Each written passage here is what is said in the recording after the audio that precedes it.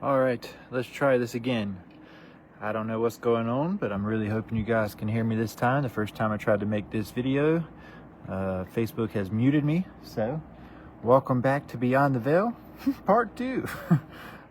Today I'm going to be presenting some very, very interesting topics with you guys today. And these are things that you were probably told your whole life are myths or fake or just Hollywood trying to pull your leg, or just an old story that's just trying to scare you, things like that. However, I'm going to prove today with a lot of facts what just is fact and what just is fiction. All right, sweet. Tabitha says you guys can hear me now. I don't know what happened before. Seems Facebook didn't want you guys listening to me. Okay, but yeah, let me just get into this because it's gonna be nuts. All right, as you're coming in, I would like to ask if you guys could go on and hit one of the buttons down below so we can get a little jump in the algorithm, get some more people in here. And also, if you could, and if you're bold and if you're willing, share this on your page and wake some people up in your life. All right, because these things I'm going to bring up today are things that you probably are not going to hear anywhere else. And that's probably why Facebook doesn't want you listening to it. But in all seriousness, I want you guys to right now, okay, start taking this stuff very seriously, all right? Because it's becoming very, very real life, all right? And if you're not prepared for these things, you're going to be one of those whose hearts are going to fail you with fear due to the things that are coming upon the earth. It's a word for word thing, okay? Don't be caught in unawares, as the Bible says, all right? Instead, take all of his warnings. Look, it's both a blessing and a curse to be in the generation we're in right now, okay? There was two different generations that he spoke to during his time walking this earth. He said, number one, there was a generation there before him that would only get the sign of Jonah, and that's the 3 days in the grave and the 1 day out, okay? Come back to life, all right? But he also spoke of another generation to come. And that generation will be the wicked and adulterous generation that will be seeking after a sign, okay? That is because during the short season at the end of the world, okay, there's a point before then where he allows you to be overtaken by a strong delusion, as we have talked about many times here in the past couple of weeks. But he doesn't leave you hanging, okay? He allows you to be taken over by this delusion, and it's what he calls the time of ignorance. But it gets to a point where he says, the time of ignorance, the Most High overlooked. Some translations say, the times of ignorance, the Most High winked at. Okay? All right? He says, but now he's calling everyone, everywhere, to repent. That's what it says. All right? So, that's us right now.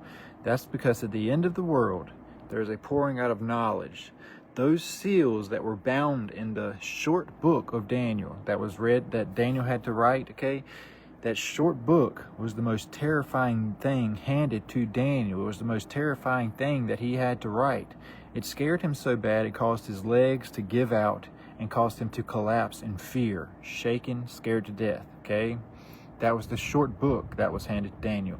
And the angel told him, Daniel, these things are indeed scary, but look, what I need you to do is take this book and seal it up, okay?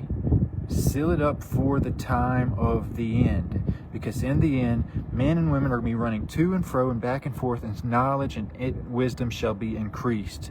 That's at the end of the world. That's what it says. It's a word for word thing. Not the end of an age, not before a new age of 1,000 years that has another end of the world behind it. No, this is at the end of the world, not the end of an age. All right? So Daniel sealed up that great book to be unsealed at the end of the world. Okay? Well, the same thing took place in Revelation. John was told to write down things in a very short scroll for a short season, a short time, a short space, a short horn, a mystery book, a mystery scroll, a mystery horn, a mystery hour of mystery Babylon the Great's recovered head wound at the end of the world. And even this one scared John to death. And he said, John, it's coming a time that it's going to be scary. It's going to be more terrifying than any other moment in history since that great nation became a nation. All right? It says, but I need you to swallow this scroll because it's going to need to be prophesied again at the end of the world, is what he told them. So John swallowed that short scroll that was bitter at first and then sweet like honey.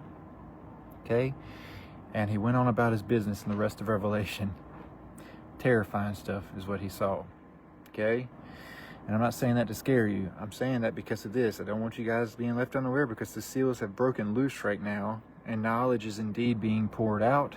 And Baruch chapter 2 says, not only will knowledge be poured out, he says, in the end they shall seek after my ways and ponder and search out my name, which is very important because both of those things are taking place right now as well. All of those things take place at the very end of the world. All right? The seals are broke loose, and that short scroll has been vomited up, all right, at the end of the world, where there's an increase in knowledge and wisdom. So that way you're not left unprepared. You're given signs that you can see. Why? Well, because we find out we've been lied to about everything. So we stopped looking to our governments, we stopped looking at our school systems, and we began looking for other signs given by the Father. Because we start to wake up. That's why he says, remember who you are, and remember his name. All right? It is what it is. Well, with that being said, some of the knowledge that you'll come across is quite terrifying and quite alarming if you're not fully grounded in the Word of God and what the truth is. Okay? So, we have people that get on my page and are like, you're a fearmonger. Am I though? Nothing I present is a made-up story. Nothing I present is false. And a lot of the stuff I'm presenting is because, hey, look, I couldn't find this anywhere else, and you guys need to hear this because here's what I found out. Okay? It is what it is. If it scares you, you're not prepared. If you're terrified, you're not prepared. If you're freaking out over something that you should know the end story of. All right? You're not saved from first death. You're saved from second death. That means you shouldn't fear first death. Okay? Nowhere does it say you're saved from first death in your Bible. It does, however, say that you're saved from second death, and second death has no sting, and that is the lake of fire that we are saved from. We're not saved from any type of tribulation or judgment on this earth. That's not how that works. Judgment actually starts at the house of God, is what the Word of God says. And what more shall it be for those who remain in the world, is how that finishes. The wine press takes place first, and then our blood is scooped up outside the streets of Babylon for refusing to enter into those cities. Our blood scooped up and poured back double, mixed with wrath on all those that remain. Okay? Dying of a guillotine, chopping your head off instantly. What great mercy that is compared to having your head swallowed by a giant beast or titan or something scary, crazy coming out of the oceans. I just want to say that. Okay? So, the reason why I decided to make this video today is, for those of you that have been following the page for a couple years now, you know there's some certain things I've been tracking and trying to present to you guys. Also, you know that there's certain things that took place after the April 8th eclipse that I warned you guys about months and months before, and then it happened, and then literally we saw exactly the 4 things I said was going to take place, took place exactly as I said they were going to take place. Literally, like down to the dot. It was freaking crazy, okay? But after that, people started waking up a little bit. They were the same people that were calling me crazy and nuts and bananas for a little bit, okay?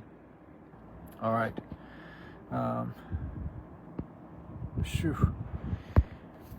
Anyway, I want to say this, okay? Those things all happened, and it caused people to wake up. And some of those same people that were saying, oh, you were just fear-mongering, as that man was just down there saying, the same ones that were saying that were the same ones that were trying to add me back on Facebook and sending me another account saying, please unblock this account. I'm sorry. Look, it is what it is. Don't be those people. Instead, hear me out in the things I'm about to present right now, because this, on top of all the other thousands of things I've presented to you guys, should wake you up a lot. Okay? All right. So I have these 2 apps on my phone that I've been using for a while. One is the Ventusky app, which you can look at the free version. Okay? The free version does not have everything that you need, though. Okay? If you're going to invest in an app, I encourage you to invest in the Ventusky app. Okay? You can either pay a yearly thing or a monthly thing. All right? You save a little more money with the yearly thing, one-time payment. Okay? I paid for you guys a long time ago when I first got the app. Okay? And I monitor that thing all the time. I also have several earthquake apps that I keep monitoring for you guys all the time. Every morning I have the same routine. I wake up, I pray, I think about all the things I'm going to do throughout the day, grab my phone, I check Ventusky, I check my earthquake apps and tsunami apps, and then immediately I start diving into live stream events. Okay? Every day, like clockwork. I work on this stuff. All right? Well, let me say this too before it happens. If my internet cuts out today and like it freezes up or something for a second, just wait like 5, 10, maybe 15 is the most it's ever been seconds. You don't have to drop off and go back to Babylon. You can listen, just wait a second and it'll come right back. It lets me know when that happens and you're not gonna miss anything. So I had to say that because this is gonna be crazy. Okay, so over the past couple of weeks, the last 2 weeks, I've presented a lot of this information I've been tracking and seeing to you guys, including the earthquake apps, which have been shared all over Facebook. Now it seems like everybody has found out about Leviathan. And a lot of people are digging and digging and digging, and I don't mind my work being shared, and I don't mind people doing their copy-paste stuff. It is what it is, okay? Most of this stuff I can't take any credit for because it took a lot of research with the Holy Spirit and prayer and discernment to figure these things out, just like you can too. I don't mind any of that. However, if people have questions and you have answers, yes, we're in the short season, but this video is not about the short season. No distractions today. All right, so I wasn't trying to be rude. If you've been following me for a while, you know that I do that on my videos. It just affects me having things pop up in my face like that when this video isn't about that. Okay, so let's keep on going here. Definitely not trying to be rude. Today, what I saw was a second earthquake in the tail of the serpent, all right, which is very, very, very important. All right, very, very, very important, okay? And for those that don't know, okay, Drake Passage. Drake is a word for dragon. If you don't know that, Dragon Passage that exists down at the tip of South America, all right? That place down there, over the past month right now, it had the biggest naval activity ever in that area, period, okay, happening, all right? It started with Chile sending 2,000 troops down there with a bunch of destroyer ships and a lot of other things, but the main thing I wanted you guys to know about was their icebreaker mission and the fact that they sent their first ever winter team there this year to be there, and this is in quotation. It says that, and this isn't just Chile, okay? Chile, Argentina, and the U.S., all three of them have said that Drake Passage, as of right now, is a very strong choke point that has to be monitored at all times now, okay? But Chile's important in this because they started their icebreaker winter trip, okay, in the beginning, middle of August, all the way to the day of the earthquake. The first one, that was an 8.0 and then the 7.5. Okay? When that took place, all right, that icebreaker mission was icebreaker ships. They're huge, okay? And what they do is literally as it sounds. They bust open the ice. They're breaking way for a passage, making way across. They were going straight across the passage with icebreakers, all right? Why does that matter? Well, I'm a movie decoder. It just is what it is. Okay, if you guys have seen Godzilla, King of Monsters, you know that the United Nations, that movie right there starts off with the United Nations meeting at the Antarctica ice falls. Okay, in which when they went there, what they did was started an ice melting mission where they started melting and breaking the ice until they got to a 3-headed, multi-headed, huge Titan dragon. Okay, called Ghidorah. All right, Ghidorah is considered the mother of monsters, the queen of dragons, the queen of titans. Okay, all three of those titles are given to her. All right, and she's in charge of lightning. It's really crazy. She literally shoots lightning out of her mouth. All right, like Leviathan, lightning. She causes lightning to flash from her mouth. It says it word for word in Job. Anyway, they find this 3-headed Ghidorah dragon titan in the ice of Antarctica. So they start breaking the ice and they set it loose. And when they do, this multi-headed Leviathan creature emerges from the ice and sets off a frequency, a noise, a loud noise. And this frequency, this tone, caused all the other titans of the earth to start busting out of Devil's Tower, to start busting out of volcanoes, and to start actually rising from the oceans as well onto the land, all right, to draw out Godzilla, all right? Godzilla was sleeping in the Roman Colosseum in that movie, all right? And he comes out and fights against this Leviathan creature, all right? And that's what literally happened. Well, they began breaking ice on the 20th, and that 7-point-some earthquake was literally the next day, followed by another 8.0, 7.5, and then like it was 3 5-point whatevers back to back to back. And then I recorded all that stuff for you guys in depth for that first week. The first week alone, we had 7 in that head of the dragon. All right, but following that, they also sent United States troops down into that Drake Passage, and they sent Argentina troops and their warships, and this isn't U.S. warships and Argentina warships, down there to Drake Passage to accompany them on this mission, all right? That all took place. I documented in depth and laid out all my receipts for you guys, okay? Following that, there was a radiation spike. If you pay attention to Godzilla, every time he emerges from the sea, he also leaks out a lot of radiation that kills fish and a lot of other stuff. Well, off the coast of Venezuela, in the middle of August, there was this huge radiation spike of 14,500 plus CPM, which is critical, which is like thousands of times more than what it should be. Like so much, in fact, that the highest before then was only like 350. This was 14,500 some. And then immediately, and I mean immediately, the United States sent troops out to the Venezuela ocean with warships, amphibious warships, drone ships, all kinds of things that I showed you guys, and thousands of troops, not scientists, okay? And then they play it off like they're at war with Venezuela right now, and Venezuela rounded up their own navy with millions as well, whom they have out in the oceans and they have on their borders as well, all right now, thousands. Well, what's today? Okay, as of right now, this month, all the way to October 9th, now the biggest ever recorded in history naval event is taking place in our Atlantic Ocean right now, okay, till October 6th. Why does that matter? When I say it's the biggest ever recorded, I mean literally I've presented receipts for that. It's the biggest ever recorded. Over 26 nations all over the whole world have come together, just like in the movie Pacific Rim and Atlantic Rim, when all the nations came together for one common world enemy and they all hold hands. Well, this big thing happening in the Atlantic Ocean right now is called Unite Us, okay? Where 26 nations are out there doing the biggest naval exercise ever recorded in history.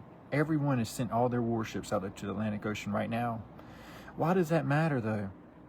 Well, already we had a Gabriel hurricane notch itself up to a Category 2. And if you pay attention to Godzilla on the trackers, and what they tell the people is that it's a hurricane. And on their screens, you can see him tracked as a hurricane. Okay? Well, Angel Gabriel, Gabriella, okay? Gabriella, doesn't matter how you want to say it, was out there in the Atlantic Ocean and got up to a Category 2, pushing a big wave. Okay? And in the matter of hours, it disappeared. And it didn't just disappear, it all of a sudden snatched southward. I mean, immediately, and I put all this on camera for you guys, snatched southward and just vanished. And it blew a lot of people's minds. It blew the meteorologists' minds. It blew a lot of people over their minds. Okay, they saw it. They were like, how does a Category 2 hurricane just vanish in a couple of hours like that? And when I mean vanish, I mean completely disappeared. And the only thing left was this huge wave it pushed across the ocean. Okay, I need you to do some math. Okay, we have all those warships out there, just like in Pacific and Atlantic Rim, where they started fighting them in the oceans first and keeping them back off the land first. And they had a couple of successful missions where they fought these titans for a bit until it got out of control and made its way into Florida and made its way into New York City. Okay? It is what it is. Okay? That happened. But that's not all that happened. Yesterday, one of the most mind-blowing things I've seen on Ventusky app, besides the four anomalies that emerged after the eclipse, like I said they were, was this. I get on that thing all the time. Well, there are these webcams that have been placed. They've been up there since the creation of the app, okay? Down in Drake's Passage, at the South Sandwich Islands, which is where I get my saying banana sandwiches comes from. That if you've been on the page a long time, you know that I call things banana sandwiches, and it originated by the Sandwich Islands of the head of the Leviathan. Okay, I was like, that's banana sandwiches. Okay, well, that right there, they had webcams where you can see any time of the day. You click and you can see webcams keeping track for earthquakes, keeping tracks for events. Okay, it's part of the paid-for app that I paid for. And also, you can go to the tip of South America and literally look any time of day. You click it and you can see the webcam. All right? Well, I witnessed something nuts and I recorded it for you guys so you could see it. I got up there 1 minute and they blacked them out. Got up there the next, they turned into an exclamation point with the little warning thing on it. Nothing. You couldn't see anything. And I showed you where other ones worked everywhere else. Then I got up there only 1 hour later, and they completely took those cameras off of the app. 4 of them that exist in the Drake's Passage no longer exist there anymore. Completely took them off the app. I showed you guys all that evidence as well on a post. Very, very, very interesting. But that ain't all of it. The whole reason why I got on the app last night was because I keep my little pinpoint all over the place so I can tell where I'm at and get an alert there as soon as it happens, so you guys are the first to know and I'm the first to know. Well, I got up there because I noticed there was a big, and anytime it's purple, it's above a 5.0 earthquake, by the way. There was a big purple one down there, and this one wasn't on the head of Leviathan, it was on the tail of Leviathan, which I've been telling you guys about now for like over 2.5 years, the importance of knowing there's a head and a tail put together. The tail and the mouth. Okay? Snake eating his tail. I've been putting that out for a long time, but now I have evidence of this stuff that's going to blow your minds today. Okay? Well, the tail and the mouth was what had the big earthquake last night. And I was like, oh, snap. And this was all in the exact same time as the blood moon was passing over everywhere else. Okay? Had this big old earthquake in the tail, and I was like, oh snap, I gotta look. And I looked, and that other mess happened. I was like, this is crazy. And I looked again, and the other mess happened. I was like, this is crazy. Woke up this morning, there was another one in the tail of the snake again, 4.88. Whoa, we know about those numbers. And I was like, man, I gotta make sure these guys know what's really happening here. So I've been all morning together gathering all these old articles and all these old writings and stories and everything else that's going to really open your eyes today. Okay? And the things you need to know. Okay? Because there's certain things that don't happen until the end of the world. You know when it says in the Bible, and in that day, Yahuwah is going to slay that mighty dragon, that serpent that's in the sea, that fleeing, curling Leviathan, and the other? Okay? Well, here we go. That's the day of the Lord. That's the end. That's the end of the world. Okay? You know the last trumpet that happens when all the dead's brought back to life, and then you see the Son of Man coming on the clouds, and then he gathers everyone? That's at the end of the world. All right? End of the world. And I'm going to prove all this stuff to you today because it's nuts. Listen to this. In Norse mythology, Nordic tale, it's called Ragnarok, which in itself means fate of the gods. G-O-D-S, lowercase, gods. Okay? The kings of the earth. Because Satan's also a god. Okay? You need to know that. It's the fate of the gods. Okay? Then in Hebrew, because you know in the short season, power is handed back to, the 1,000-year reign comes to an end. It was the end of an age, the beginning of an age, all those things. Okay? Power is handed back to Satan and the 10 kings of old for only an hour, only a space, only a short season, only a short scroll, only a short everything, short horn of mystery scroll, mystery head wound that healed, of mystery Babylon the Great's recovered head wound at the end of the world. Okay, most terrifying moment in history, because Satan's given back power with 10 kings of old and a short horn. Okay, for a short season. That's why it's called the fate of the gods. This is where they meet their demise, and they're tossed in a lake of fire afterwards. Just remember death, Hades, day, night, even all those things. They're not tossed in a lake of fire till after the short season. They're bound for the 1,000-year reign in the abyss. The abyss is not the lake of fire. Okay? They're bound in the abyss for a 1,000-year reign, and they come back out of the abyss after the 1,000-year reign, but then they're tossed in a lake of fire at the end of the world. Two completely different times, two completely different things in history. Okay? Well, in Nordic tale, they call the end of the world Ragnarok, okay, which means fate of the gods. In Hebrew, they call it Yom Yahuwah. Yom Yahuwah, okay? This means day of Yahuwah, okay? In Christianity, after Christ died, rose from the grave, and started the New Testament of things, okay, it turned into Armageddon, which is recorded in Revelation chapter 9, verse 11, about Apollo, king over Babylon the Great, and Armageddon, the end of the world, okay? All right, but in Greek, it's called Eskachaton, which means literally the last things. Okay? If you're still waiting for a 1,000-year reign and another short season and another war of Gog and Magog, you can't even say you're at the end of the world. You'd say you're at something weird. Okay? There's only one end of the world recorded in the Bible, and it's not the beginning of a 1,000-year reign. The end of the world happens at the end of the world. So, a lot of people contradict themselves. They'll be teaching end of the world stuff and saying they're still waiting on a 1,000-year reign, knowing that a 1,000-year reign is followed by a short season of Satan, and followed by wars of Gog and Magog, and followed by fire and wrath coming down from the heavens and devouring them, etc. Okay, you can't teach two different things at the same time like that. All right. Okay. So, Eskachaton, which is in Greek, literally means the last things, not the last things that are going to happen again. In Persian, it's called Frashokarati. Frashokarati. I can't even say that word. Frashokarati, which means the final renewal. In Hindu, is pronounced Pralaya. Pralaya. Okay?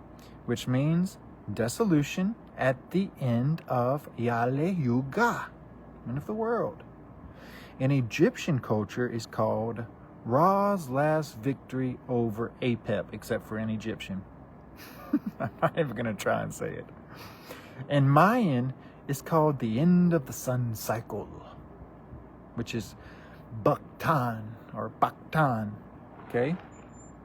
That's 1, 2, 3, 4, 5, 6, 7, 8. 8 different cultures, 8 different writings, 8 different points in history where they all record the exact same thing happening at the end of the world.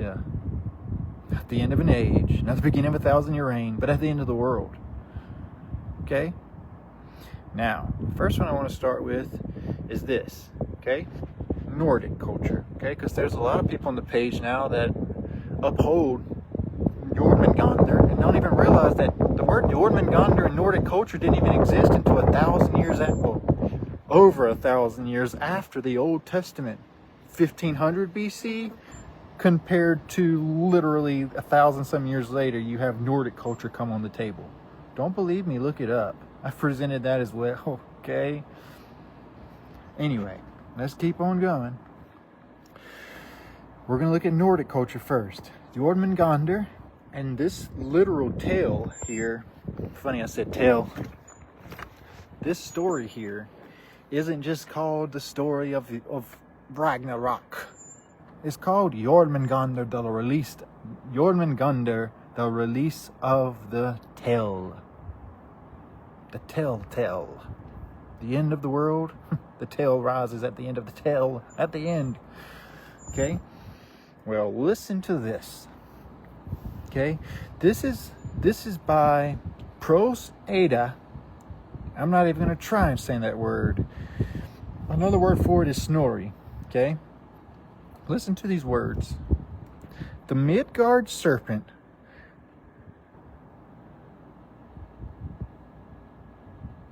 absolutely, and I've discussed that several times. But let's not get distracted by comments and things like that today, because I don't want you guys to listen to this. I really want to figure out how to block all the comments down below so people don't get sidetracked. There's strike number 2. Okay, y'all, please, don't distract me. Don't distract anybody else, okay? Sweet. All right, listen. All right. Prose Edda by Snorri, okay, about Jormungandr and the release of the tale at the end of the world. Ready.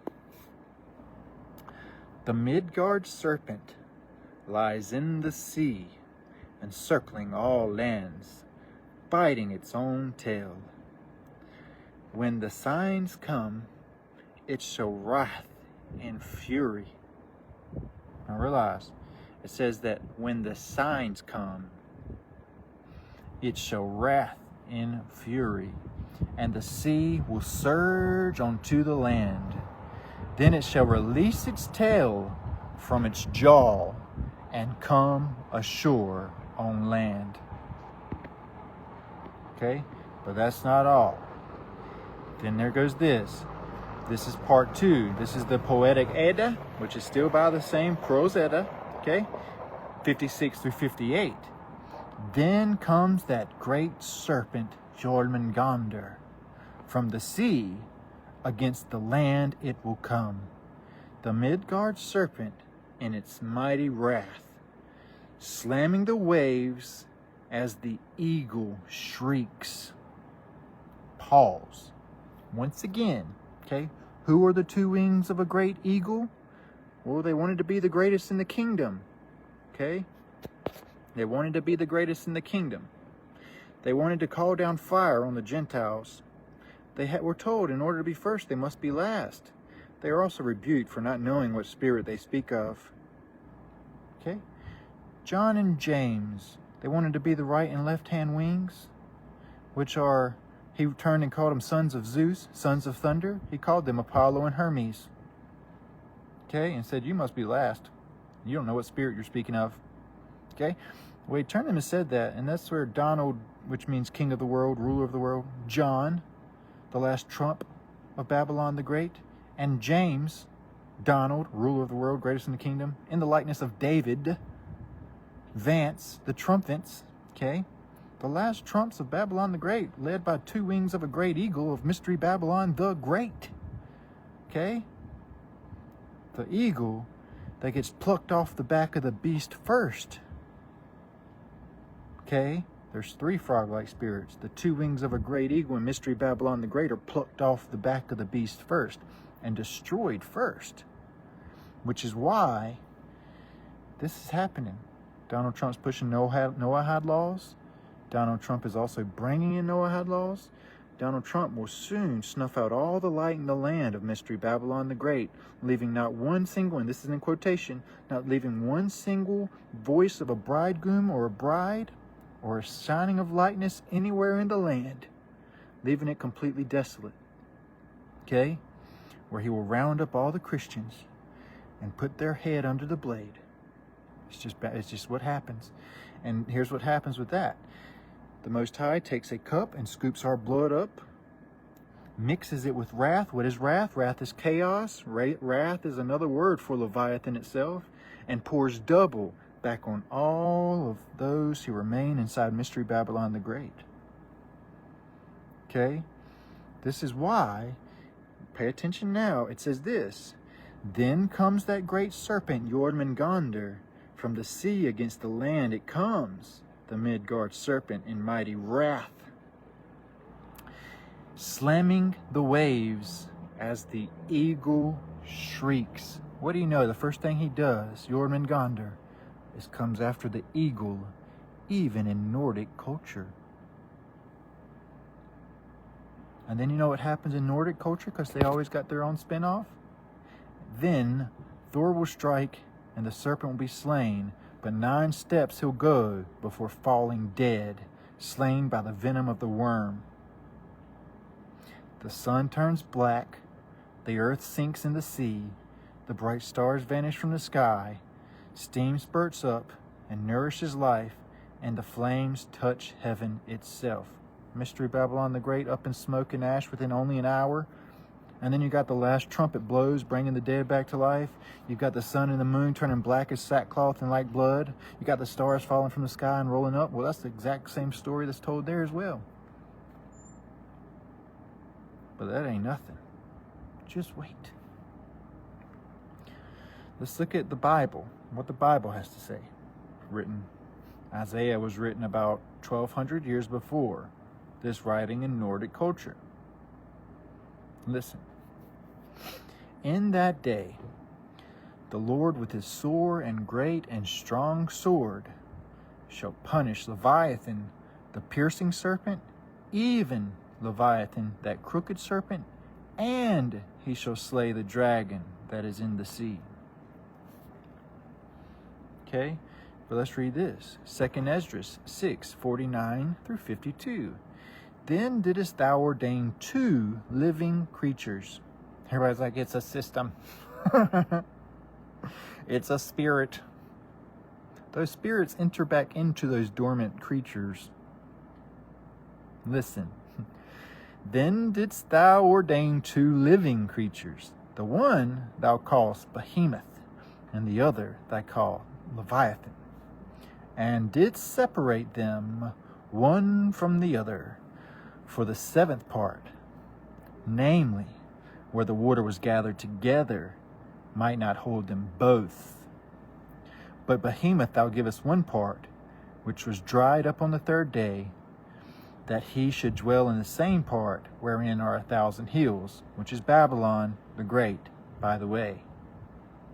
Well, what's important is let's look at where Leviathan is kept. Leviathan is kept at the 7th part, which is the ends of the earth, the end of the earth, which is the circle of the earth, at the ends of the earth, okay? And it says where the waters are gathered. How do you gather water, everyone? How do you hold it in place? You freeze it. That's why in Job it says, thou hast frozen over the expanse by the breath of God. Okay, the breath of Yahuwah froze over the expanse. The expanse is where the firmament rests, according to Job and Isaiah and Enoch, okay? The expanse is the end, okay? Where the firmament rests on the hardened, gathered waters that's used, as it says, to keep Leviathan dormant, petrified, frozen in ice at the end of the earth, okay? That's why you have a big Antarctica ice wall built up really tall and high, holding something in place, circling the earth. All right, that's why they have icebreakers. Drink my drink. You guys better start decalcifying. Okay, let's keep on going here. 2 Baruch 29:4-5 says this. And it came to pass, when the time of the advent of the Messiah is fulfilled. It kicked me off for a sec. Don't drop off when you see that happen. You ain't going to miss anything. It lets me know when it happens. So let's listen again. 2 Baruch chapter 29:4-5. And it shall come to pass, when the time of the advent of the Messiah is fulfilled, meaning come to a conclusion, come to an end, that he shall return in glory. When does he return in glory? It's not till after the tribulation, when the sun and the moon go dark. Okay? At the end. That's when everybody's gathered. The dead are brought back to life and separated. The tares are snatched up from the ground first, have to go to the second death. We don't have to go to second death. We're snatched up from the ground, brought back to life. We're alive and remain, and we get to be gathered into the barn. As it is written, every man is to die once.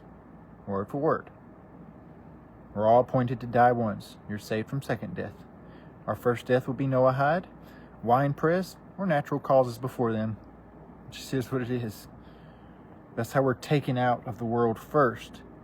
That way wrath and judgment with chaos and Leviathan mixed happens to those who remain.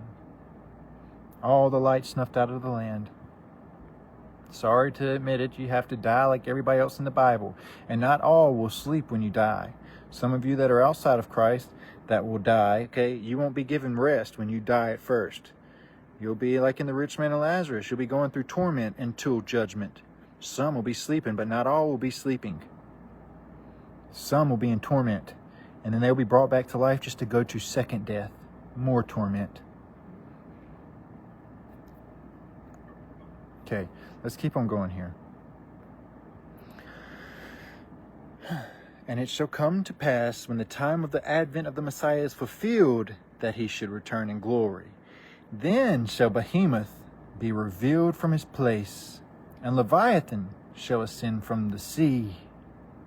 I thought it was a spirit. Well, listen, it's at the end of the world when he returns in glory. It says, then shall Behemoth be revealed from his place. That's why at the end of the world he has to slay the land dragon and the two serpents in the sea. One's a fleeing serpent and one's an attacking serpent. There's a male and female. The female was bound to the seventh part. The male has been let loose this whole time in the oceans. Hence why places like the Bermuda Triangle are off limits. Hence why a lot of the Indian Ocean is off limits. Hence why a lot of the oceans are off limits. It is, but have you ever wondered where Jules Verne gets his writings from? In Point Nemo, where the biggest noise in the world was recorded. Anyway, let's just keep going.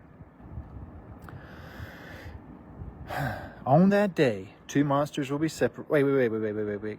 Then shall Behemoth be revealed from his place, and Leviathan shall ascend from the sea.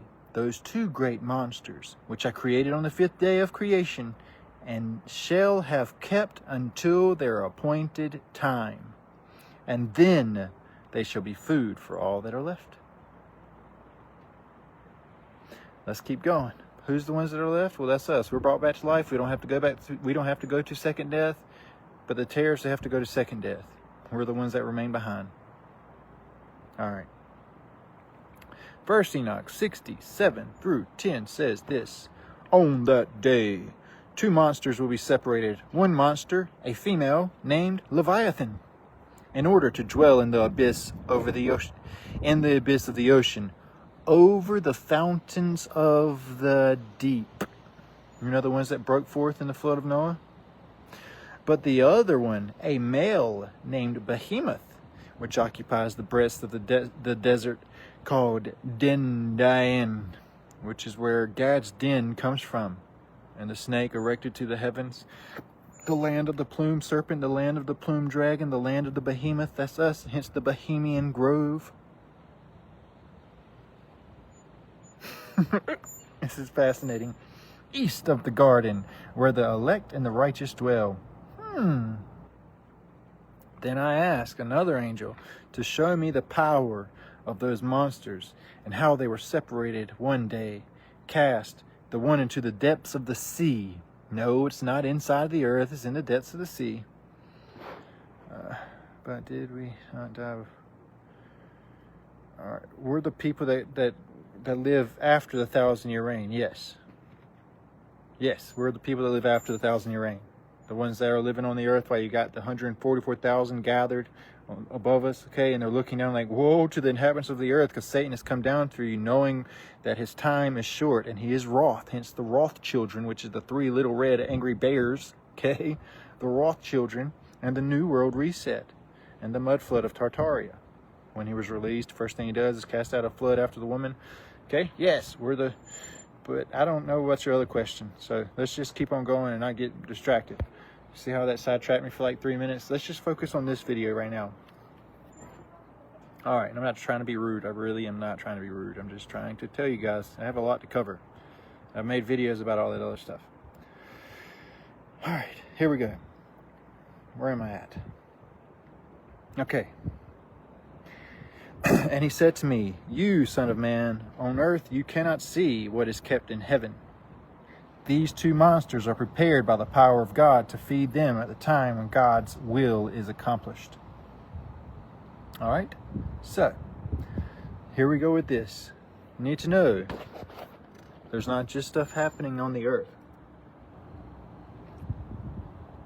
It's not just things happening on the earth that we have to look for in these days.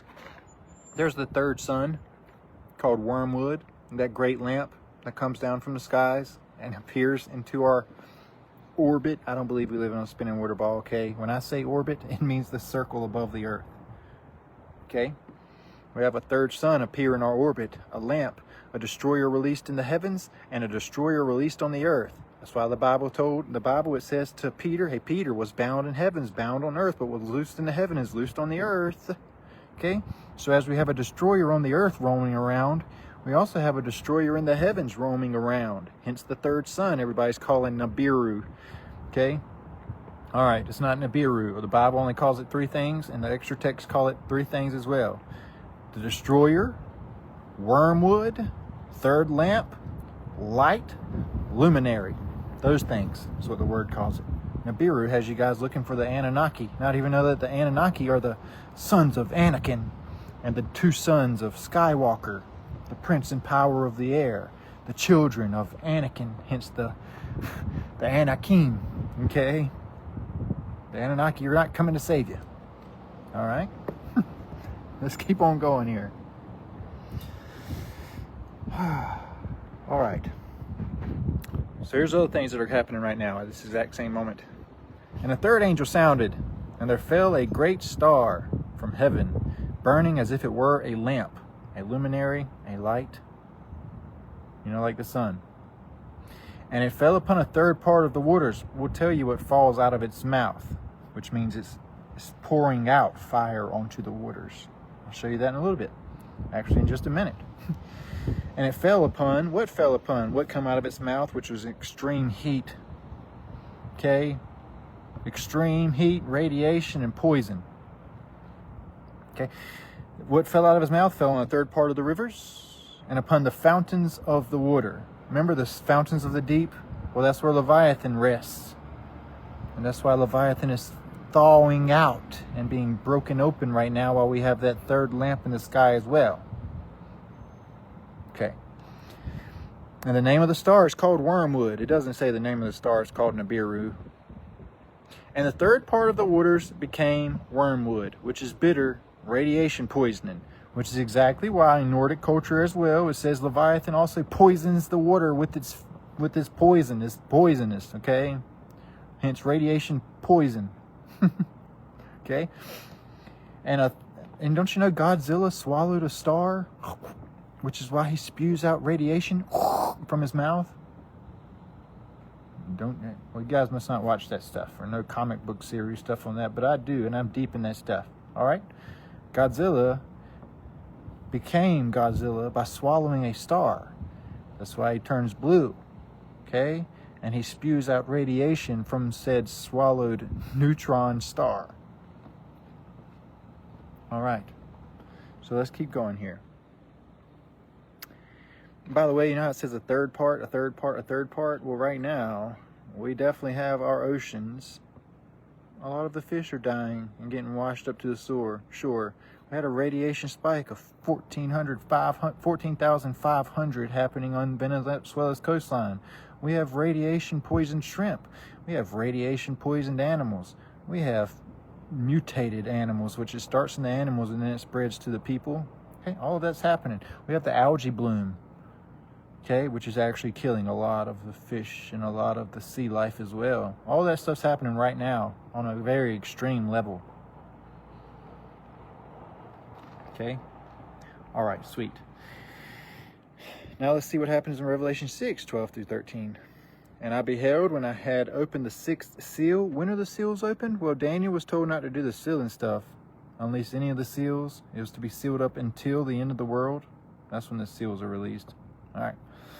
And he had opened the sixth seal, and lo, there was a great earthquake, and the sun became black as sackcloth of hair, and the moon became as blood, and the stars of heaven fell from the earth, even as the fig tree casteth her untimely figs when she is shaken of a mighty wind. Which is why Revelation 20, the end of the short season, is fire coming down from the heavens and devouring them, and then all the dead being brought back to life, Satan being tossed in the lake of fire. You have the sun and moon and stars rolled up like a scroll and done away with because they flee from the presence of the coming of the Father. Okay? And they're done away with. That doesn't happen till the end of the world, when the dead are brought back to life. And everything on the earth and in heaven is melted like wax and done away with.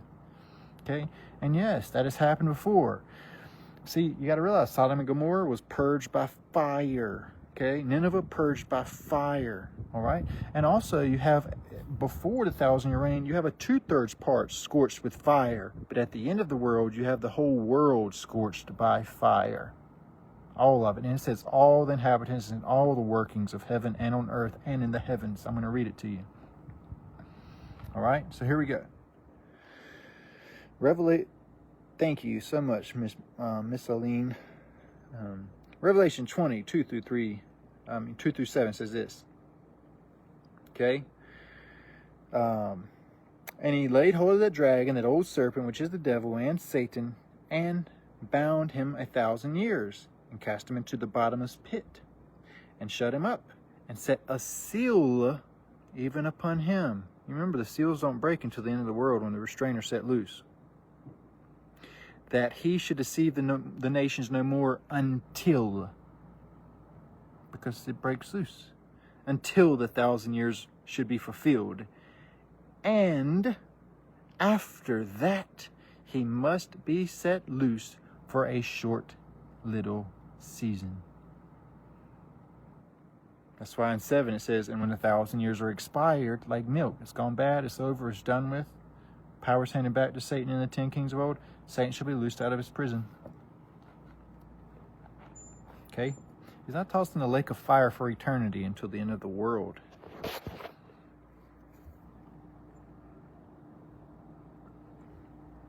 All right, let's keep on going here.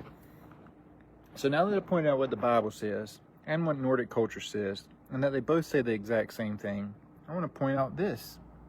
Babylonian scripts, texts, tablets, okay, which are very, very old.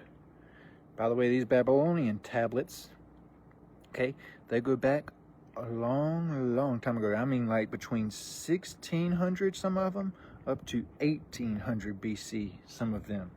Long, long time. They were saying this. This is the Enuma Elish tablet 4. It says this. Marduk shot an arrow which pierced her belly. It even calls it a her. He split her open and cut out her heart. He cast down her carcass and stood upon it. He split her like a shellfish into 2 parts. One half of her he set up as heaven, and the other half he made the earth beneath. Then it continues with Enuma Elish tablet 5. He set up stations for the great gods, the stars, their images and constellations, and he fixed the years and gave boundaries, and he established the rule of the stars until their appointed times. So even this, you have Marduk slaying a great beast at the end of the world. Okay? Establishing something new. Alright? And the next thing you know, all the other stuff as well I read. Okay? But let's just keep on going here even more. And I find it interesting that he split this serpent in 2, and he had half over in the heavens and half on earth, which even now we have Jormungandr on the earth and an Aurora Borealis above us as well. And if you look at a picture of a time lapse of that Aurora Borealis, it also looks like a dragon biting its own tail. Established in the heavens and established on the earth. Fascinating. But now let's look at Greek culture. Okay? Let's look at Hesiod, Theogony 820 through 868. Okay? It says this. Typhoon, that terrible monster. His hand strong with countless dragon heads. Hissing dark fire. Zeus thundered hard. Fire blazed from heaven, and the sea began to boil. Winds roared, and the earth began to shake. Zeus struck him with a thunderbolt, and the monster fell, fire streaming from him. The earth burned where he fell. What you have here is you have a chaos serpent stretching skyward, and then Zeus has to come and kill it, and causing all the things in heaven and earth to burn with fire. Okay, same thing happens in the story of Apollo and Python. Python, that great serpent of Delphi, was slain by Apollo's arrows, and the oracle sight became Apollo's, and light replaced darkness. But we also have, in India culture, we have Indra versus Vitra, okay, which is this. This is Rig Veda 1.32. He slew the serpent, opened the channels of the water, which are the springs of the deep. Indra, with his bolt, cleft the belly of Vritra. As trunks of trees lie scattered, so lies the serpent. He who fixed, fasting the moving waters, who set free the rivers for man, he smote Vritra, the dragon, with all of his might. Once again, you have the springs of the deep set loose, you have a mighty dragon getting slain, and the end of the world. But now let's go even further back to ancient Egypt. Don't get no more ancient. Listen. This is the Book of the Dead, spell 39. This isn't really a spell, okay? It's in a spell book where they have stories and spells. This says this: the great enemy Apep lies in the path of Ra, because Ra travels to and fro and up and down in the earth, as the word also says. Okay? Ra tries to go into the underworld, and in order to go into the springs of the deep, into the opening of the waters, into that hole to go into the earth, he has to slay Apep to journey to the underworld. Okay? That's why it says this: the great enemy Apep lies in the path of Ra, his mouth wide to swallow the sun, just like Godzilla swallowing the star. But Ra pierces him with the spear, and the sun is renewed in glory. Daily cycle, Aurora Borealis, the Ouroboros, the final release, swallowing the sun, bringing darkness and chaos and wrath. But I think out of all of them, one of my favorites so far is, I've been reading to you guys the Colburn manuscripts here lately, okay? The Colburn manuscripts date back to 1500 BCE, and also parts of the Book of Gleaning, which date back to 1000 BCE, both in times of which we have ancient Egypt texts emerging, Babylonian texts still coming up, and even this coming up. This one fascinates me though, okay? Listen to this. This is manuscript 3. When blood drops upon the earth, the destroyer will appear, and the mountains will open forth and belch forth fire and ashes. The sky will be darkened, and the fiery red will appear in the heavens. That's the red sun. That's the destroyer star. Followed by a great cloud, and it will bring fire, and it will rain fire and brimstone, and a great burning will fall on all the earth. The sun will be swallowed up, and the moon will be changed, and the earth will be shaken at its foundations. The mountains will fall, and the valleys be filled, and the face of the land be changed, and the waters shall be swallowed up by the land. Men will fly in the air as birds, and swim in the seas as fishes, yet shall they be overcome. This is why right now we have our Air Force aircraft flying in the air like the shape of birds, and we have our submarines and ships swimming in the sea like fishes. That's why it says Leviathan was created to make play and war with the ships in the seas. We're at that point in history where we have our own people flying in the air like birds, and we have our own people in the seas like fish. And yet this was written in 1500 BCE. Men will fly in the air as birds and swim in the sea as fishes, yet shall they be overcome, meaning killed, done away with. Your Navy's not going to do anything to protect you. If you have family and relatives in the Marines and the Army and the Navy and the Air Force and everything else, you might want to warn them what they're getting themselves into. Because here's how this finishes.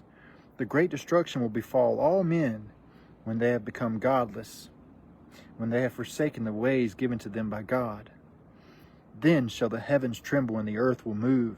Men will shake in fear, and their hearts of the kings will be stirred. The destroyer will drive men mad and insane, and shake their faith in the Most High. It shall be seen in the sky, and men will be perplexed. Men's hearts will fail them with fear due to lack of understanding, and also men's hearts will fail them with fear due to the things that are coming upon the earth. Then we have this.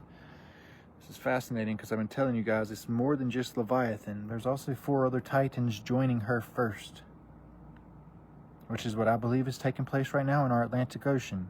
I believe that hurricane that just disappeared randomly in the matter of a couple of hours, I believe that was one of the 4 titans, that we have our naval exercise out there, the biggest one ever recorded in history, fighting back.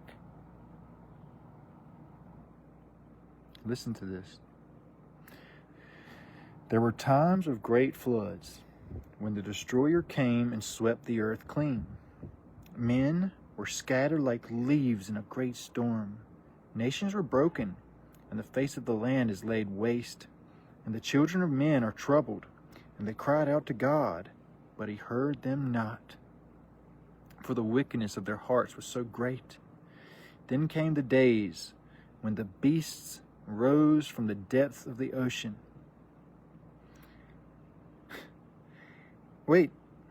Then came the days when the beast rose up from the depths of the earth and the sea.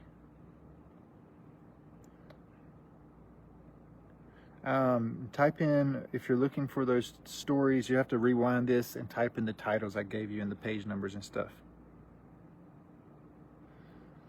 David. This is very important for all you guys. This is the last question I'm going to answer in this comment section, okay? Just so y'all know that before you keep asking. But listen, this is important, okay? According to the Word of God, judgment, which everybody's like, oh, we're not going to be here for judgment. No, that's a lie. Judgment starts the house of God, in quotations, period. No adding to, taking away necessary. Judgment starts at the house of God. So what more to those who remain after? That's why that scripture I just told you ties exactly into Mystery Babylon, where it's drunk off the blood of the camp of saints, literally, okay, where the winepress takes place, Noahide law is enforced, and all the Christians, or as it says in the Word, all the voices of the bridegroom, all the voices of the bride, all the voices of the righteous, all the light that is scattered amongst the land is snuffed out, cut off, done away with, killed, pressed, their blood spilled. All the Christians get killed first in their judgment, but it's a righteous judgment is what the Bible says. Why? Because here's what he does. We're mingled with fire, okay? We die, but we rest on a sea of glass, while wrath and our blood mixed together is poured out on all the kings and those who remain. It's a specific order, okay? We die first, but we're spared from this crazy crap that's really about to be taking place when Babylon's ultimately destroyed, when they really start to kill and purge this land for the kings, because it says, pay them back double as they have done to you. Well, they killed us, they have to get killed too. Our blood was spilled, their blood has to be spilled too, but worse. Okay? All right? So first, we die in Noahide law, and we die in the persecution and the pressing and the killing of the winepress. All the Christians die. It is what it is. However, we rest on a sea of glass until the great white throne, when we don't have to go through second death, and double is paid back, they have to go through second death. They have to die a crazy chaos death on the earth, and then they have to die a second crazy death in the lake of fire. Double. Okay? We die first in Noahide law. That's how we're spared from the other crap that happens afterwards. Then we're saved from second death. At the last trumpet, once all the earth is consumed and done away with by fire, okay? Once everybody is killed on this earth, the last trumpet blows and brings all the dead, good and bad, some to everlasting contempt and shame, some to everlasting life. Okay? Everybody's brought back to life. The tares are snatched up, brought back from the ground, because the sea gives up its dead, the ground gives up its dead, death and Hades gives up its dead. They're snatched up from the ground first. They're put in bundles and tossed in a lake of fire to second death. We are those that are brought back to life. Okay? We're all brought back to life. And then guess what? We are the ones that remain behind and don't have to go through second death. Okay? As far as judgment goes, we don't go through our blood mixed with wrath. We're the blood in the cup mixed with wrath poured on those who remain. Wrath, according to the Bible, is Leviathan, the queen of the south, who rises up at judgment, at final judgment, to be slain by God after he kills all the people of the earth. That's crazy time, okay? And most people don't realize I'd much rather die with a guillotine or getting shot or something lined up outside of a city than what's taking place after the wine press. I don't see how people don't put that together.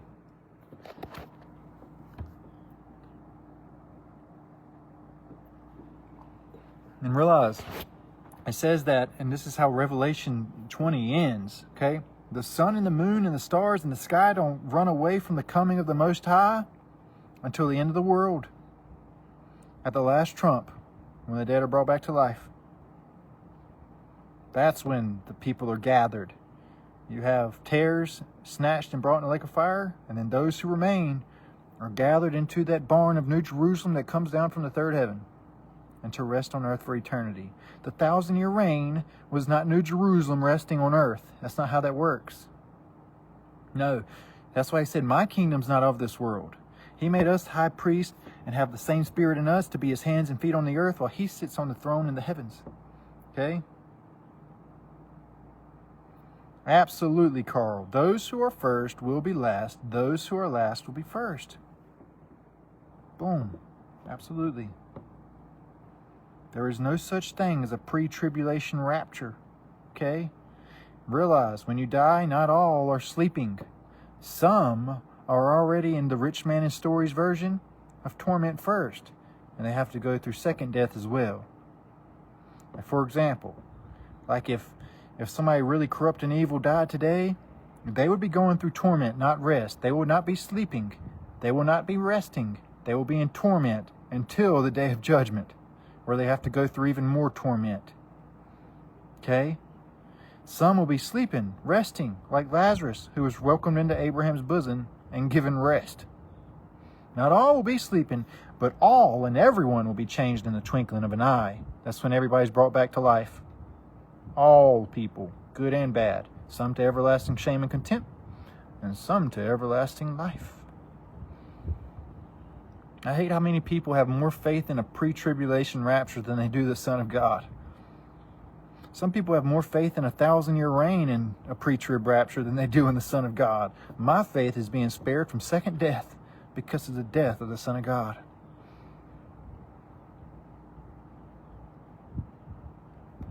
I'm saved from second death. The word says all men are appointed to die once. Everybody's like, well, that's talking about baptism. No, you need to read that again, okay? All of it. The whole chapter.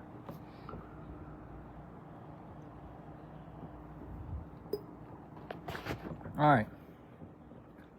So let's read this gleanings one more time so I can put this together. Okay?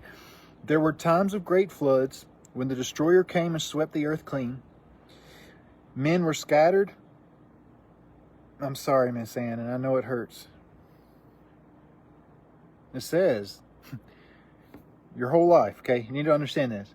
It says in the end there's a false church with a false Lord.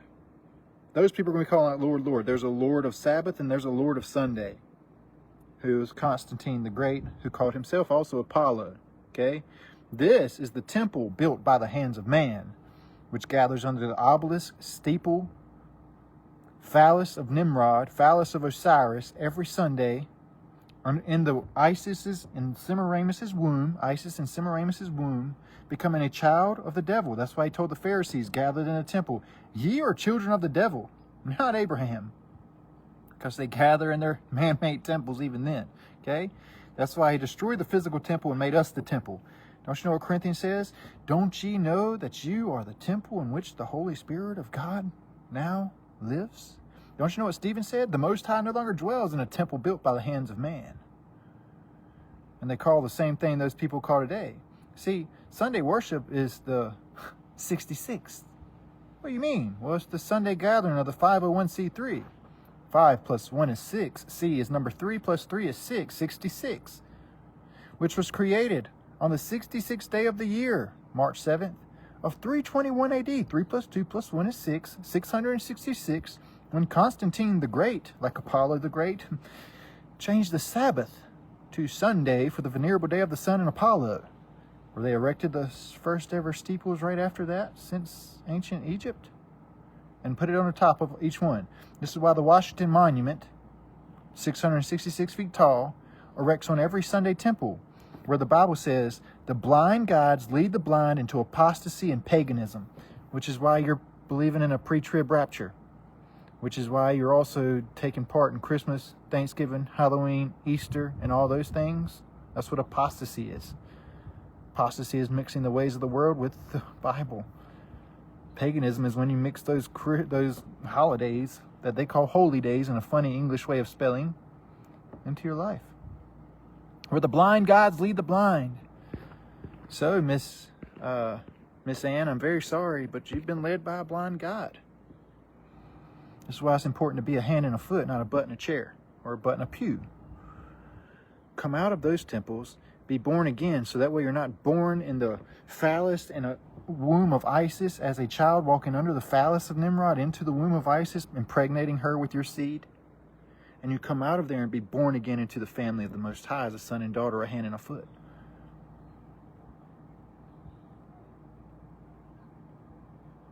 And how dare us even elevate us? Do you know how many people right now are dying overseas for their faith, and yet everybody in America is like, oh, I'm going to be spared?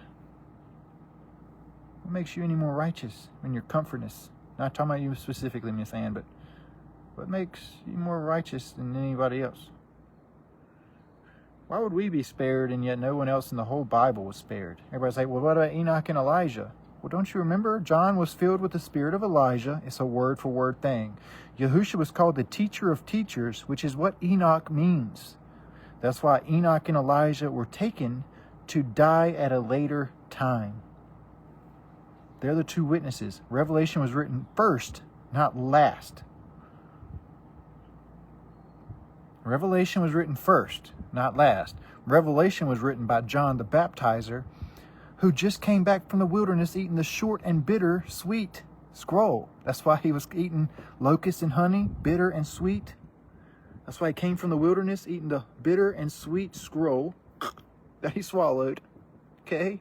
Which locusts come out of the abyss at the short season. Okay? John the Baptizer wrote Revelation, not John the disciple. John and Yahusha are the two witnesses who came back. Now their spirit is poured out in everyone. That's why people have a boldness of Elijah in these days to challenge Baal. That's why they also have the spirit of Yahusha preaching truth in love. Poured out in two to be poured out in many.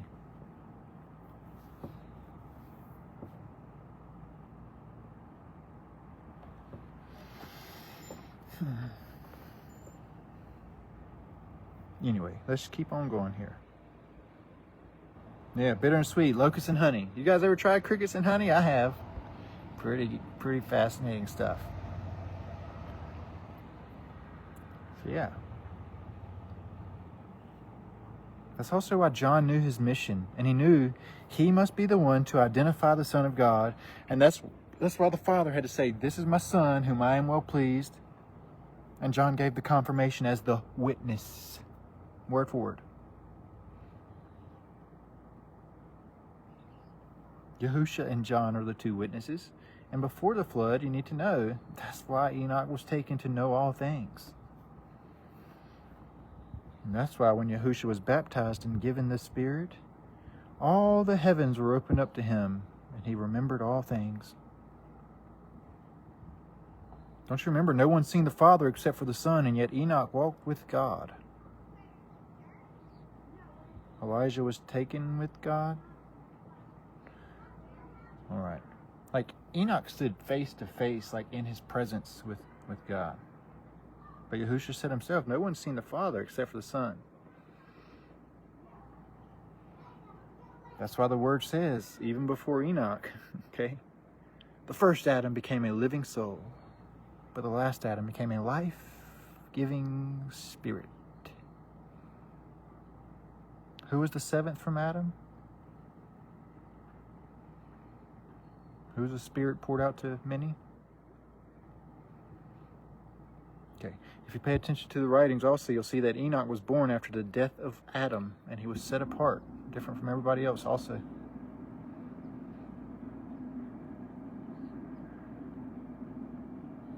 Anyway, let's just keep on going. All right. So just a recap, because you guys that missed the beginning part of the video missed a whole lot. Okay. Yes, you should read the Book of Enoch. Do you know how many times the Book of Enoch is quoted all throughout the Bible, including by Yahushua himself? A lot. A lot. They even call him Enoch, that righteous scribe. It's a word-for-word thing you'd have to deny, of course. But it was sealed up to be released at the end of the world, exactly as it says. That book was written for the elect living in the times of the great tribulation, when there's an increase in knowledge throughout the world. When they knew we would be fighting against people that are believing in a spinning water ball in a space vacuum, and they needed to know the truth. I also recommend you reading 2nd Esdras. I also recommend you reading like Jubilees. I also recommend you reading a bunch of things and then testing them.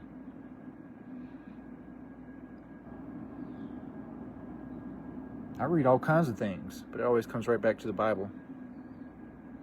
There's a reason why you've been limited to 66 books in the 501c3 Sunday worship of the beast, where the blind guides lead the blind. You have 66 books on a 501c3, which is 66 as well.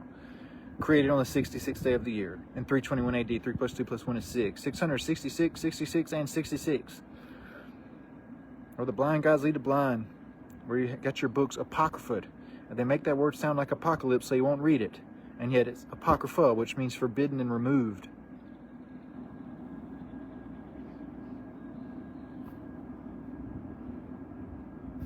The locusts have come out of the abyss. They come out of the abyss in the new world. When Satan's released, he also causes the things to come out of the abyss. This is where you get the V Society and Hydra and those things. These look like a man, different than all the rest is what it says. So, anyway, I think I got a lot of everything I wanted to cover here. And the only thing about that 88 books, Matt, is that's with them included as extra books. If you put the books where they're supposed to go, there's 77 books. Don't you know that Esdras is Ezra? Don't you know that the book of Susanna is really chapter 13 of Daniel? That does away with 88 down to 86 just with those two. Don't you know the 3 holy children is really a part of the book of Daniel about Shadrach, Meshach, and Abednego? We can go on and on and on about how to just rename them.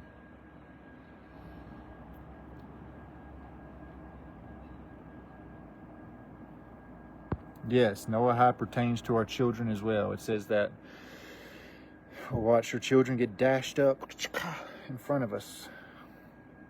But don't let that scare you. Look, my son in there is just as brave and bold as he can be. You know why? Because I didn't lie to him his whole life. I didn't tell him that Santa Claus and all that other mess was real. I told him the Bible was real. I told him truth. And I trusted the Father was going to prepare him, and it has. My son knows about eternity. My son knows that second death has no sting.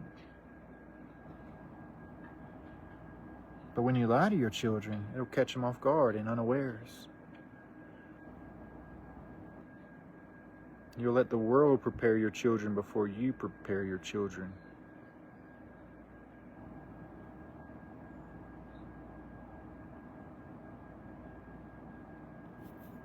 You better start being honest with your kids, folks. Train up your child in a way in which they shall not depart. My son knows everything I know. He's 10 years old. He's been on this journey since he was 6 years old. There ain't one thing I'll tell you guys that I won't tell him.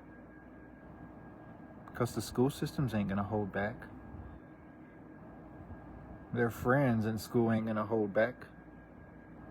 Social media and media isn't gonna hold back, but you'll wanna hold back. You'll let 7th and 8th grade them get handed condoms and things like that before you even tell them what those things are even for.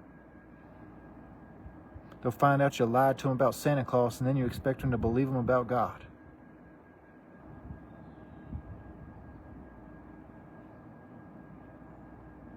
Absolutely, that is absolutely it. Roland, I think that's how you say your name. Don't let your kids' blood be on your hands. Ezekiel 33 says this: if you love your kids, and you love your neighbors, and you love your mom and dad, and your sisters and your brothers and your cousins, listen. Okay, it says this in Ezekiel 33. Warn them, cry out loud, let them know their doings, because if you warn them and they ignore your words, then their blood is on their own hands. But if you don't warn them, and they fall into that hole, then their blood is on your hands. Moms and dads, your kids are your responsibilities, not a school system's. The thing about Noahide law is it's going to be pushed for worldwide, but as soon as Noahide law is kicked off in Babylon the Great, and they spill all the blood over here, he stops what he's doing in the rest of the world, and he turns and focuses specifically on Mystery Babylon the Great and destroys it as a testimony to the rest of the world.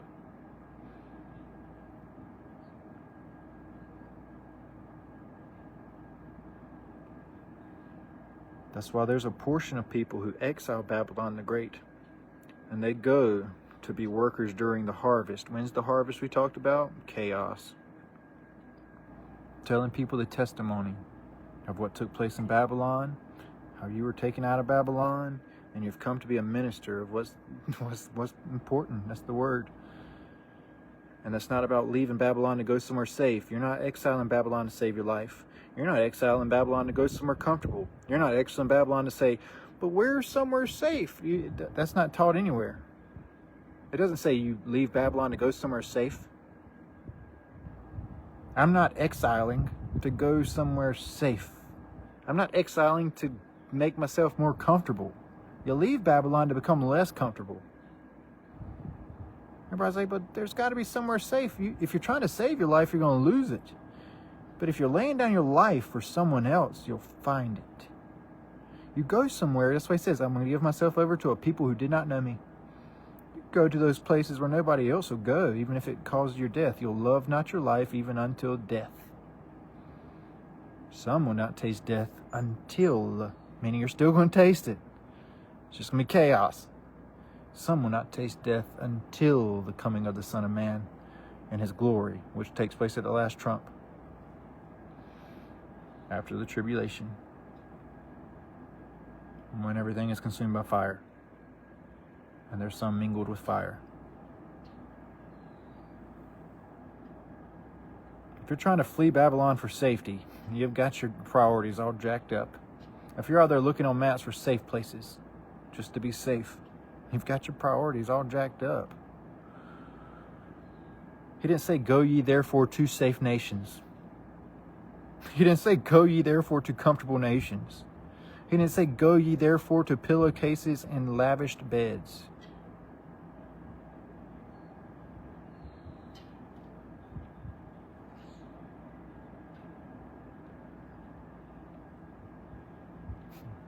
Anyway, I'm going to get off of here. Hopefully you learned something today.